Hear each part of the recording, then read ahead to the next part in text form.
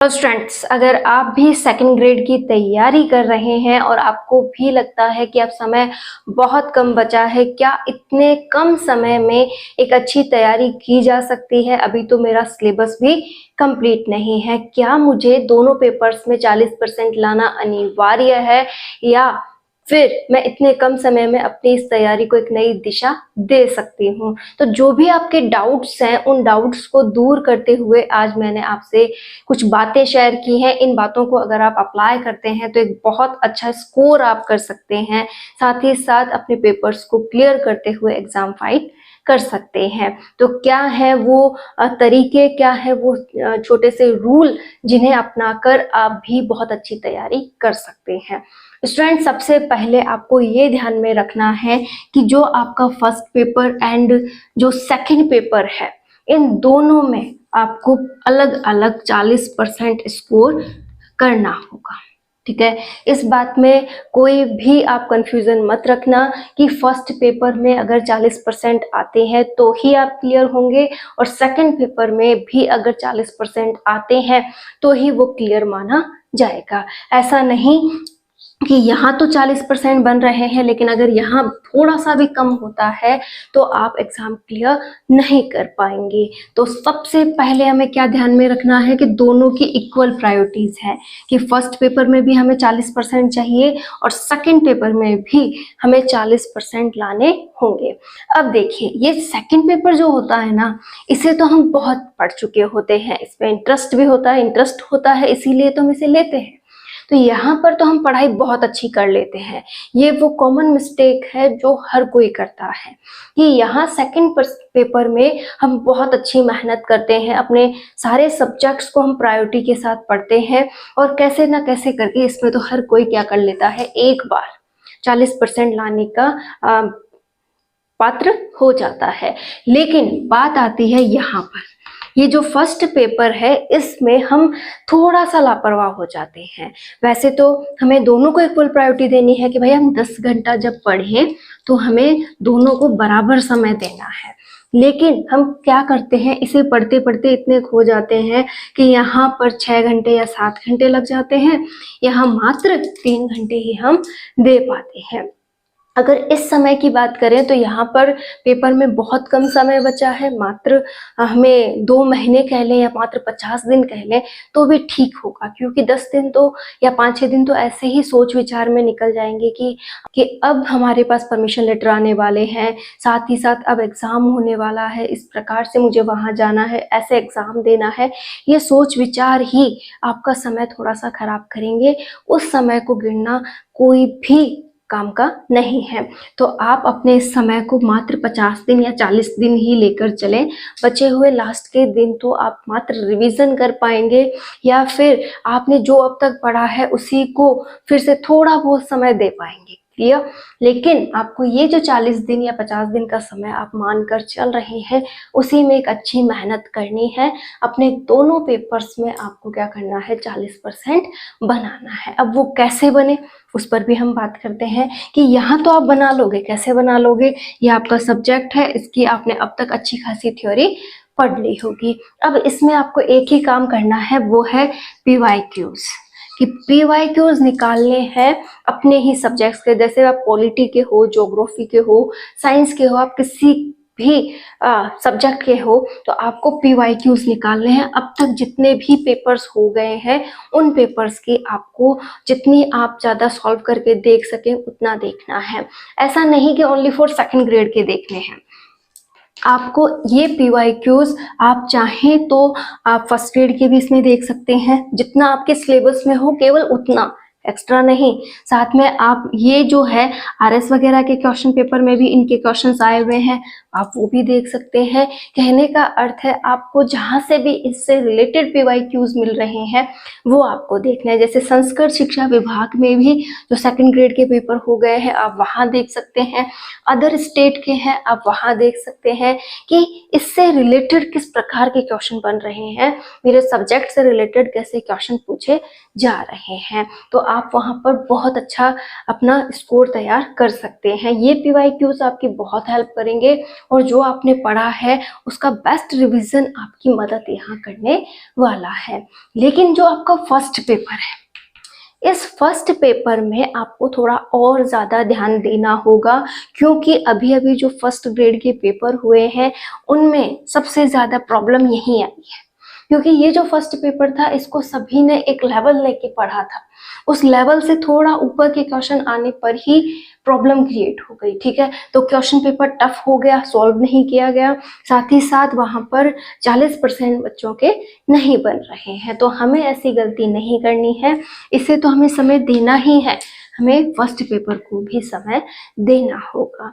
अब first paper को जब समय देने की बात है तो किस प्रकार से तैयारी को एक नया रूप दिया जाए, किस प्रकार से तैयारी को इम्प्रूव किया जाए। जैसा कि फर्स्ट पेपर का सिलेबस है, फर्स्ट पेपर के सिलेबस में राजस्थान की बहुत अधिक प्रायोरिटी है कि जो राजस्थान है वहाँ से हमें हिस्ट्री पूछी गई है, सबसे ज्यादा ज्योग्राफी है, कला एवं संस्कृति है। तो ये 3 हिस्से तो किससे जुड़े हैं? राजस्थान से जुड़े हैं। राजस्थान को आपने बहुत बार पढ़ लिया, हिस्ट्री तैयार कर ली, कला एवं संस्कृति तैयार कर ली, ज्योग्राफी भी यहाँ से पढ़ ली होगी, लेकिन आपने जो वीक पॉइंट छोड़ा है वो हो सकता है भारत की अर्थव्यवस्था से हो, भारत के भूगोल से हो, या फिर राजव्यवस्था से हो, तो आपको वहां पर भी पकड़ बनानी है। कहने का अर्थ है कि जो टॉपिक्स आपने पढ़े हैं, ठीक है, उनके तो आपको क्या करने हैं? PYQ सॉल्व करने हैं। अब PYQs अलग से बुकलेट भी आप मार्केट से ला सकते हैं, संस्कृत शिक्षा विभाग के भी आपको सॉल्व करने हैं, RPSC के जो अपने खुद के सामान्य पेपर करवाए जाते हैं उनके भी सॉल्व करने हैं। साथ ही साथ आपके पास जो भी शिक्षा क्षेत्र जितने भी अदर स्टेट के हैं जहाँ सेकंड ग्रेड के लेवल के करवाए जाते हैं वो भी आपको सॉल्व करने हैं। ये मेहनत आपको करनी ही होगी, तब जाकर आप अपने टॉपिक्स पर पकड़ बना सकते हैं। यहाँ पर ये आपके लिए कुछ इस प्रकार से रहेगा कि आप मार्केट जाएं, मार्केट जाकर PYQs की जितनी भी प्रकार की बुकलेट्स आ रखी हैं आप उन्हें देखें, कौन कैसी निकाल रहा है, कितने ईयर्स के डाल रखे हैं, कहाँ कहाँ के पेपर्स डाल रखे हैं, आपको जो अच्छा लगे, ठीक है, जिसमें ज़्यादा PYQs अवेलेबल हैं, ज़्यादा से ज़्यादा जितने भी स्टेट वगैरह में हो रखे हैं वो भी अवेलेबल हैं, RPSC के भी अवेलेबल है, संस्कृत शिक्षा विभाग के भी अवेलेबल है, वो सारे PYQs जिसमें भी मिल जाए आपको वो बुकलेट लानी है और उसमें से आपको ये वाला काम करना होगा। ये आपको करना इसलिए ज़रूरी है क्योंकि थ्योरी तो हमने पढ़ ली है, लेकिन एक लेवल लेकर भी अब हमें तैयारी करनी होगी। तो राजस्थान का जितना भी कला संस्कृति और हिस्ट्री आपने पढ़ा है उसे ध्यान से पढ़िए, समझ के पढ़िए, और हो सके, अब देखो इतना समय तो है नहीं, लेकिन हो सके तो उनसे जुड़े हुए कुछ तथ्य जो आपने मिस कर दिए हो, मतलब इग्नोर किए हो कि हाँ ऐसा क्वेश्चन तो नहीं बन सकता, आप उसे भी समय जरूर दीजिएगा। अभी RPSC के जो क्वेश्चंस हुए, मतलब ऐसे आए थे जहां से आप मान सकते हैं कि ये पॉसिबल नहीं था, वह वैसा ही क्वेश्चन वहां पूछा गया था। तो आप भी घुमा फिरा कर जैसा भी क्वेश्चन उससे बन रहा है उस पर भी अपनी पकड़ जरूर बनाएं। यहाँ पर एक बात ध्यान रखिएगा, राजस्थान तो हर कोई पढ़ रहा है, लेकिन इंडिया और जो आपका वर्ल्ड का जीके है उसे कोई भी नहीं पढ़ेगा, मतलब पढ़ेगा तो भी कम पढ़ेगा। तो आपको वहां पर भी काम करना होगा। अगर ज्यादा समय नहीं है, आपको लगता है कि बर्डन क्रिएट हो जाएगा, मैं नहीं कर सकता, तो आपको क्या करना है? PYQs तो जरूर सॉल्व करने हैं।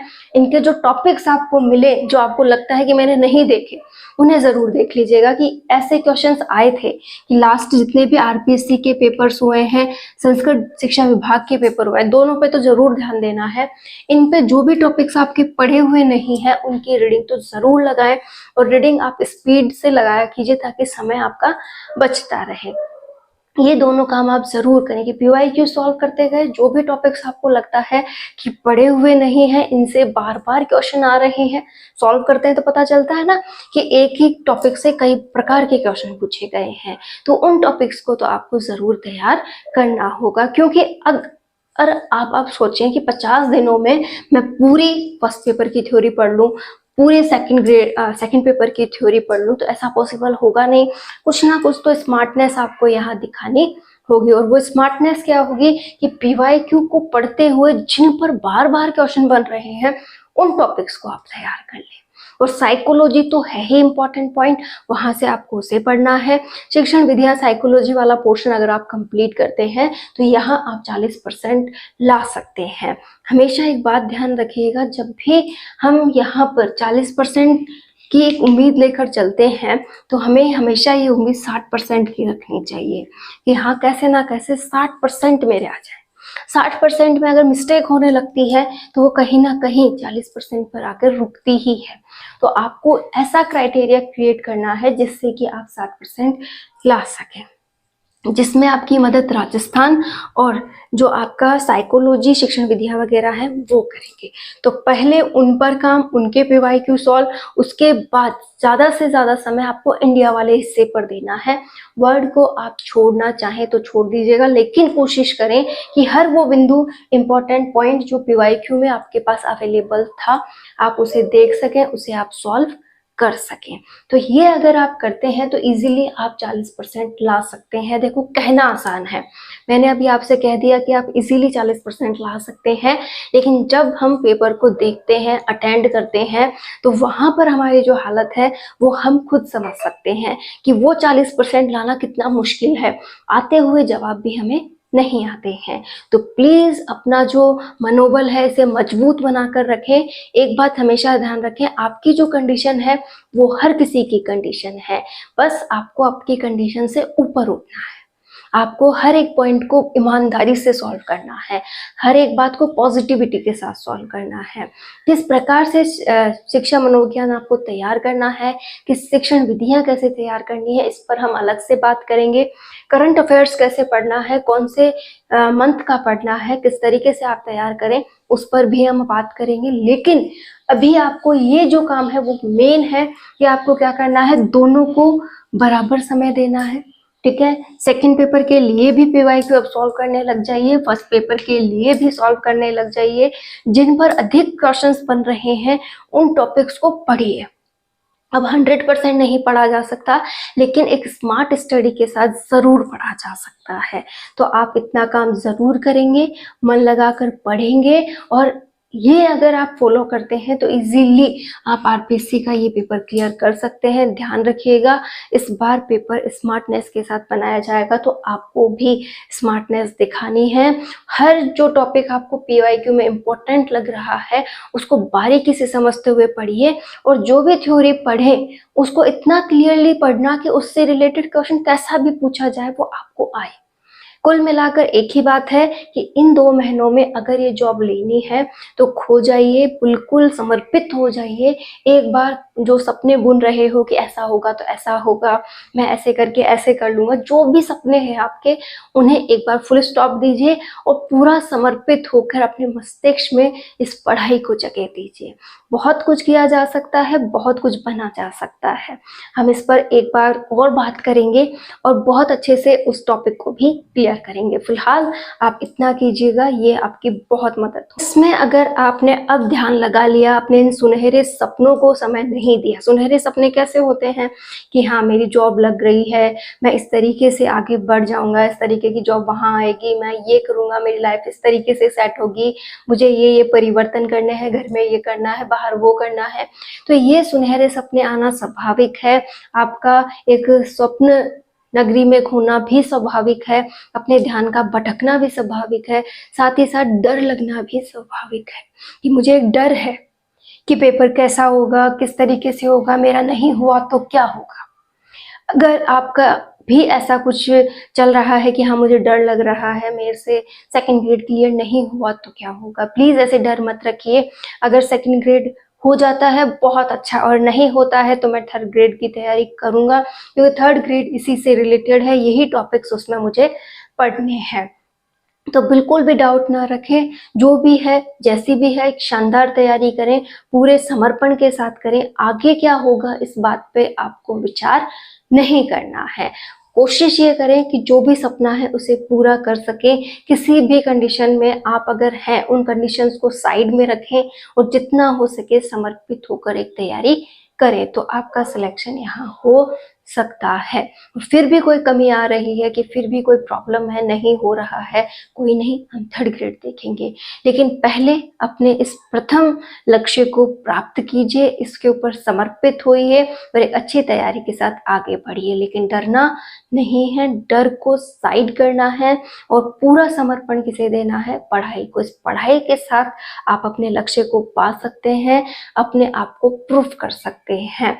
तो खो जाइए इन 2 महीनों के लिए अपनी बुक्स में, उन पीवाईक्यूज में, उस समरी में जो आपको निकालनी है, वो निचोड़ जो आपको तैयार करना है। ऐसा निचोड़ तैयार कीजिए जिससे कि क्वेश्चन सॉल्व होते दिखाई दें। और अगर समय जितना भी आप व्यर्थ कर रहे हैं कि थोड़ी देर फोन चला लूं या फैमिली के पास बैठ जाऊं या फिर कहीं पर भी गपशप कर लूं, वो आपको अब नहीं करना है।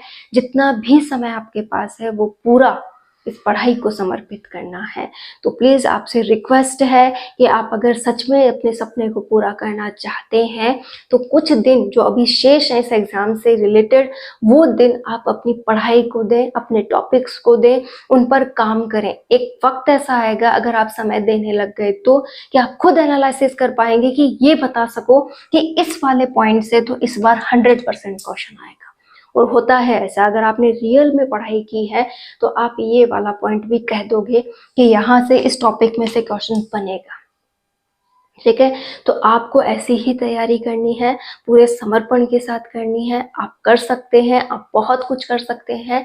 अपनी काबिलियत पहचानिए और पा लीजिए अपने लक्ष्य को। All the best.